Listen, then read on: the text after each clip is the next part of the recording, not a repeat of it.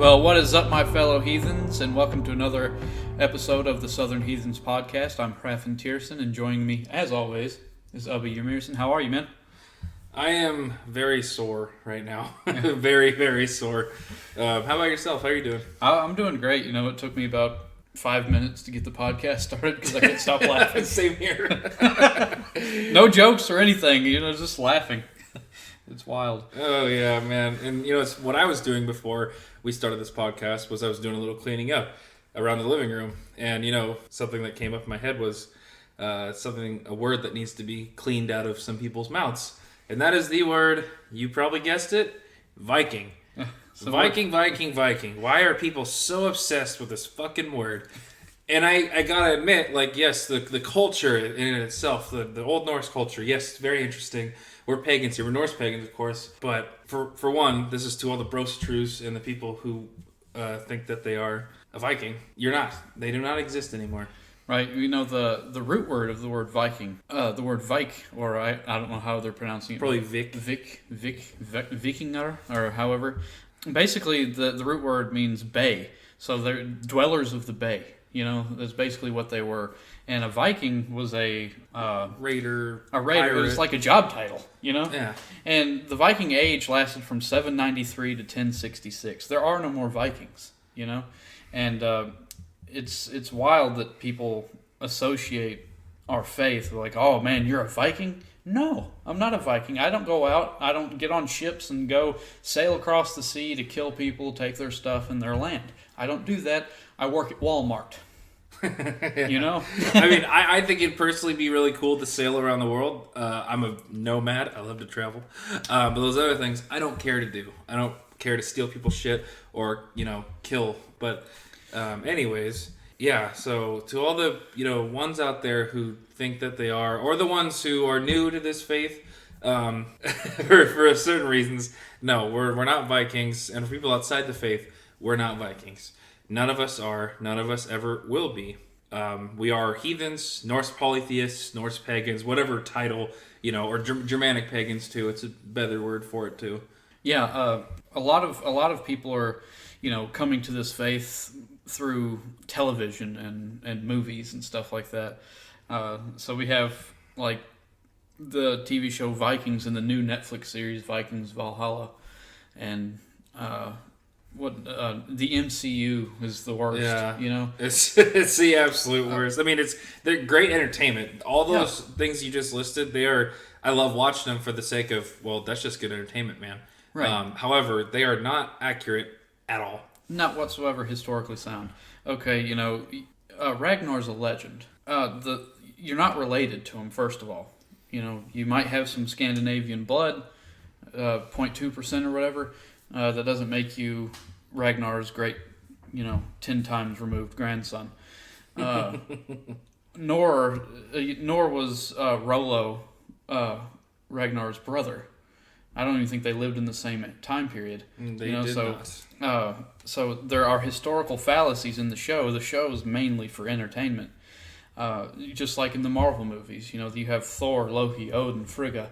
Of course, Frigga and Odin weren't Thor's mother and father. To be accurate, Thor was Odin's son, and Loki was Odin's blood brother. They weren't related whatsoever. Yeah, you know how MCU comics go, and that's just kind of how that is. But yes, they are in no relation to us for the faith or spiritual concerns. One other thing too I'd like to touch about is it might seem simple, and some people might think this is ridiculous, but at the same time, this goes back to Brosatru and people again thinking that they're Vikings, and that is, for one, the constant use of calling someone a brother or a sister to someone that they either don't even know or have barely even met. Right. A few times. I understand calling someone a brother or sister if you have known them for a while, you guys have kinship, and it's, the bond is tight. That, completely understandable. Yeah, that word should be reserved for what you just said, for really, really close, intimate friendships, And I'm not saying intimate as in sexual, I'm saying, a very close bond that people hold. And, just throwing around the word brother, sister, it kind of dilutes the meaning. You know what I'm saying? And the more Norse pagans or, Brosatru pagans do that, the meaning of the word just loses everything, Yeah. Have you had any experiences? You don't have to say like names, but like for example, I've had experiences in a couple Facebook groups, and I think I might have mentioned this in one other episode. But and I mentioned only one Facebook group. I didn't say the name of it, but I've been a part of a few Facebook groups where yes, they do use the word brother and sister a lot. They'll say skull every other ending a paragraph. And to me, it's just it's ridiculous, and it makes no sense, especially because these people that you say that to, and I don't know why. I don't know what's the goal, with them trying to do that. That's what I don't get. My thing is, I have had experiences like that, and I'm gonna go ahead and jump in here. Stop saying skull so much. If you don't have a drink in your hand and you're not toasting to somebody face to face with that drink, don't do it. It's annoying. It's historically inaccurate. It's weird. If somebody comes up to me calling me brother and I don't know them, this guy could be a murderer. He could be a rapist. He could be a pedophile. Anything like that. And I'm not comfortable with being called something like that. And but yeah, the most recent it was just actually yesterday. I was on a Facebook group and a guy posts a post saying, Happy Freya's Day on a Sunday, and I had to say, hey, it's Sunday, it's not Friday. That's if you go along with the, is Freya and Frigga the same goddess? Is this the same person? I don't personally believe that. There's a lot of people that do. I don't personally believe it, but even then, it would be Friday as Freya's Day or Frigga's Day. That'd be Friday. And, of course, he was throwing around the whole brother and sister and skull and all this. And, of course, when I pointed out the inaccuracy of the post, which, some people get upset, well, why are you gatekeeping? It's not really gatekeeping. You're just trying to educate people to make, so we don't all sound like idiots. Everyone's sounding like an idiot. So, yeah, he got really upset with me for just pointing out that, this is Sunday, it's not Friday. Eventually the group took down the post, so. Yeah. I wouldn't really consider that gatekeeping. The only gatekeeping I could ever actually see is the so-called heathens that are like neo-Nazis. Those would be the gatekeepers. Okay, for one, it makes no sense, obviously, if you're a neo-Nazi and a heathen, because those two don't really coincide at all. But yeah, gatekeeping, saying, if you're not of Northern European descent, that's the only gatekeeping I can see. But actually pointing out historical inaccuracies makes a lot of sense. Hey, you practice however way you want, and this can go for, I guess, just in general, like in daily life. Don't call me something like that at all, especially if I don't know you. Right. I don't like to be called that. And if you're just some dude on the internet that is saying some blasphemy or whatever, right? Yeah. Well, I guess after talking about this for a little while, it kind of happens because people are quite ridiculous, And one thing I've also noticed within several communities, and this is not a controversial thing as well. I mean, it might be to some people, but if they think that, well, okay, whatever, I don't care. But the gods, they're not omnipresent. No, they're not. And this goes to with like not just bros truths, but like people when they are in practice and stuff and working with different gods. One thing I see a lot of the time is they think that their god is with them all the time, every single ritual, every single offering or bloat. No, maybe the energy. Yeah, they have things to do. They're not with you 24/7. And another thing that gets me also is the omnipotent part. Odin had to rip out his own eye for knowledge. He's a god, and he had to rip out his own eye for knowledge, for wisdom. And that really speaks to the fact that he doesn't know everything, and he didn't know everything. So they're not omnipotent, they're not omniscient, and they're not even all powerful. Yeah. So they're not all omnipresent.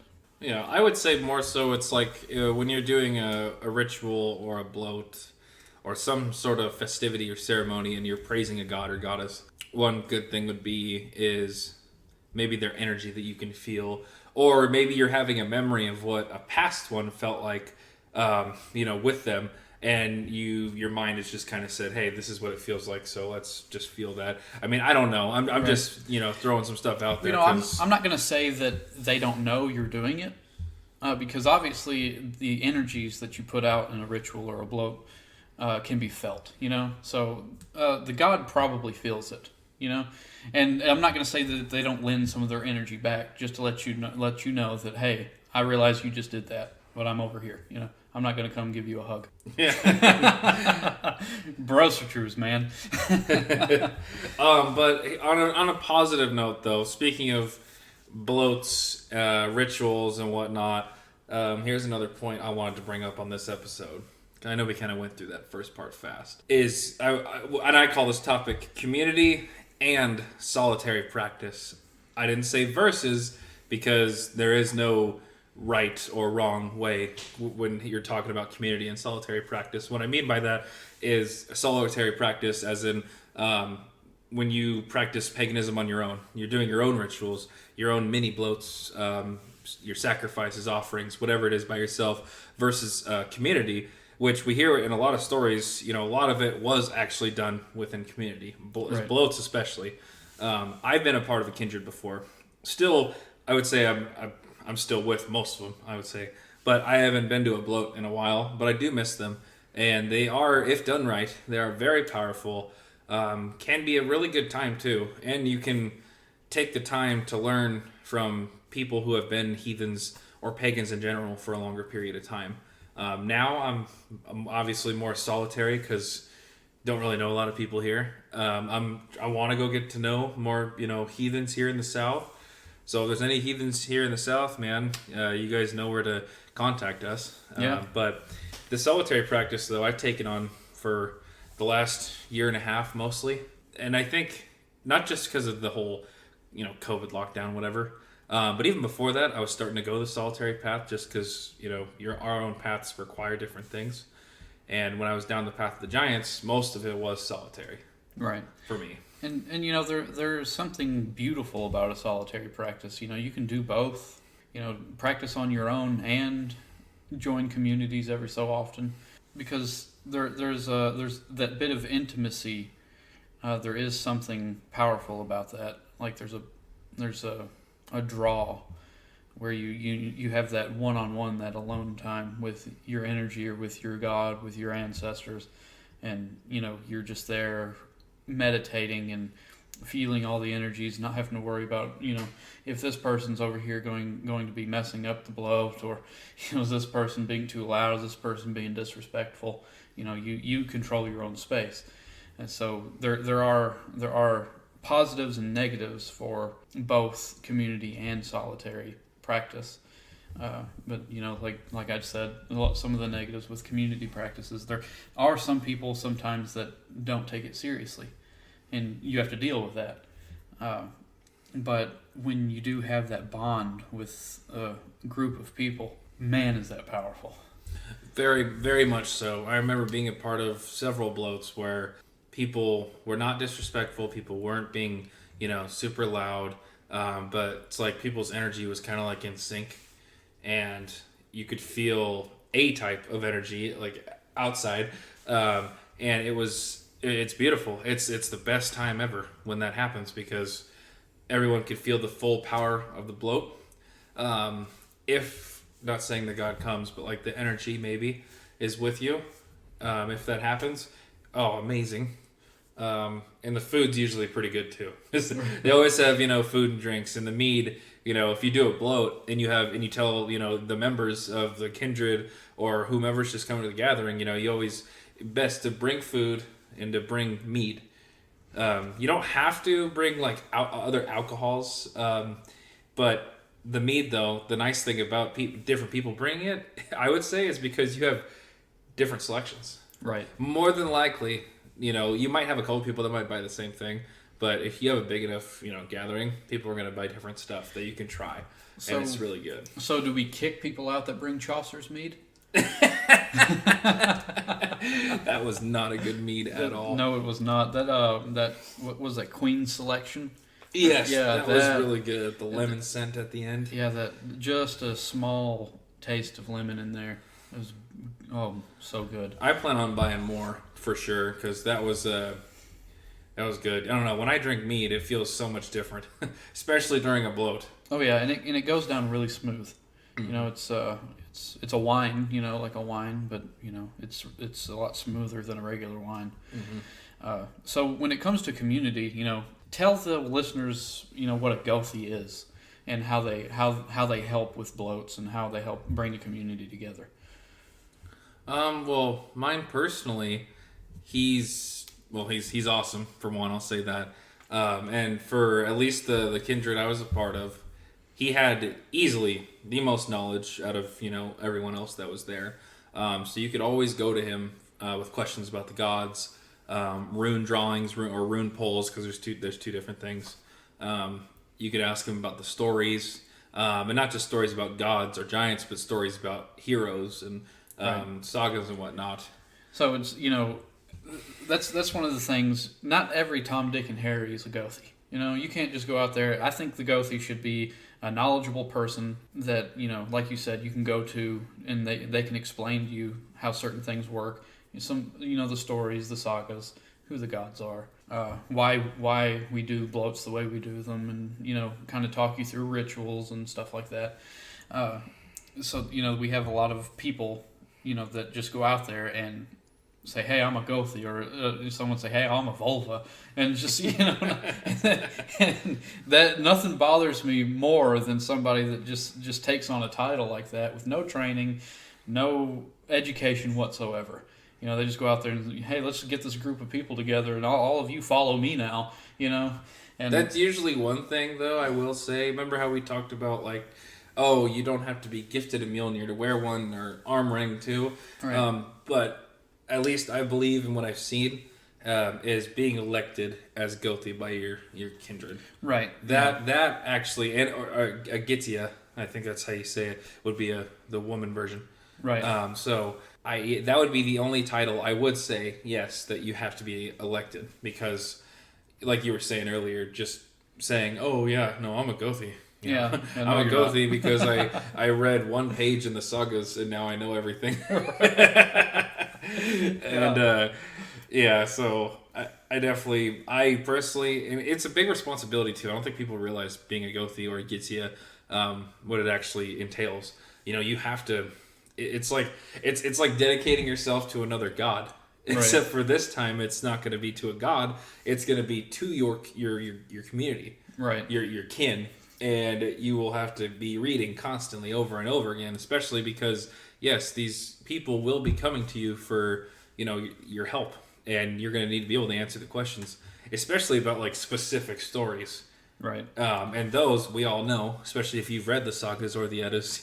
Usually you have to go back and read a few because sometimes it gets very hard to remember, especially all of their names and all the names of the the stories. Right, and even if you're talking about runes, you know, all the different types of runes and their names, their meanings, and, you know, their pronunciations and stuff like that. There's a lot of education involved. And that's another thing. Like, I see a Gothi, you know, as like a spiritual leader. You know, they're not like a boss. You know, they're not like a king. And, you know, a lot of people out there, they want to throw around these titles. And I've even seen someone call themselves a Jarl or an Earl. You know, no. You're not. First of all, you know, you might own your own property, but I guess you may be the Jarl of your own property. I mean, those are lords and chieftains and stuff like that. And, you know, I guess if you want to call yourself that on your own property, but no one's going to bow to you when you leave your driveway. Yeah, I mean, I could see that if someone actually didn't just have property, but had like a full community living on it, and they elected him, you know, right, as that. That'd be understandable. What you're saying, just because you own property and call yourself a Jarl. Yeah, you can't just call yourself that. That's like, you know, walking out of your house one day and say, "Well, I'm the president of the United States." Well, okay. You just keep telling yourself that. You have to be elected. I mean, you have to have the community behind you to have something like that. I mean, if you don't have the support of the people, you're nothing. No, it's a funny thing people like to throw around, and I think that again, it's just a brosatru thing. Really, I mean that's literally like the core of all these different problems in the pagan community. Right. Mainly Norse pagan. You don't see this from the groups I've been in on like Greek pagan pages or a few Slavic ones. No one is like that at all. Yeah. They're all there for educational stuff, especially in the Slavic one. Where there's a lot of different language. You got Ukrainian, Russian, Croatian, Serbian. I mean, you have all the Slavic languages. So every time someone pulls up like a picture or a post, sometimes it's in that language. And most of us who can't really speak Croatian or something like that, it's just cool to ask the person who posted it, hey, what does that mean? And what god or goddess does this depict? Yeah. Well, I don't think I've ever seen anyone watch Clash of the Titans and go outside and start yelling Zeus and I'm going to Olympus or whatever. I'm going to the Elysian Fields in that afterlife. Yeah. I mean, no one does that except I would say a small sect of our community, our particular faith. Does that. One more topic. For all the people that I guess you could say, not just brosatrus, but like let's just say the more open-minded heathens, because this comes up too. About it's not about being brosatru, but when they say when they call you a gatekeeper or something, it is trying to be as historically accurate as we possibly can, because this is a technically in the works being a reconstructed religion. Right. We do not do the same things as the ancestors did. We just don't. And now, are we trying to get back to some of the things that they did? Yeah, sure. Yeah. Obviously, we probably won't sacrifice human beings because that's kind of illegal now. But which is a shame. But anyway, that was sarcasm, by the way. But yeah, I mean, we could try our best to reconstruct some things, but in order for us to do that, though, it has to be historically accurate. It really does. And people can argue all day if they want, but the sources are there, and people are discovering things every day. Maybe not every day, but people are discovering stuff with new archaeological digs, museums, all that shit. So, yeah, we just try our best to be historically accurate, and it's not gatekeeping to do that. It's not gatekeeping to tell someone not to call you brother or sister or say skull every other fucking word. Yeah. All right. Yeah, I was actually called brosatru not long ago for defending the rights of the people. Yeah, I remember that. You remember that? Yeah. This guy pretended to be a follower of Tyr, and but they were all for taking people's rights away for the good of the collective, and I don't see how that's relevant, but yeah. and you got called a brosatru. Yeah, I got called a brosatru. I got called a brosatru for defending what we've been talking about, for saying, hey, don't call me this. And they're like, oh, well, you're just a gatekeeping brosatru. I'm like, that's exactly what you are. I mean, how can you turn that? Do you know the meaning of that word? That is hilarious. I don't think I've been called that. I mean, I guess I don't really comment on a whole lot of posts anymore on Facebook. I just kind of browse around just to see, and it kind of gives me some comedy sometimes, especially if I see, hey, brothers and sisters, we need fighters from every country, or jarls. Yeah. But me, I cannot help myself but to call someone an idiot. I just can't. I mean, I just can't help myself. Yeah, I might just sit back in comedy. Just sit back and sit back with my snake Lotus, beautiful girl, by the way. I love her.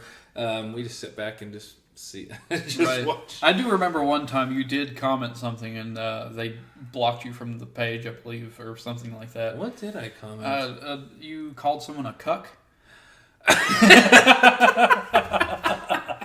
Oh, I did. I forgot. I remember too. He was so mad about that.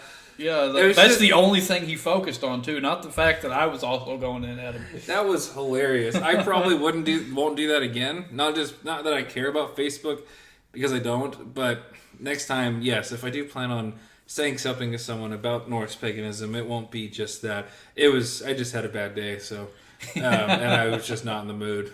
Well, I mean, and I got kicked. I got kicked from a group because I said cuck.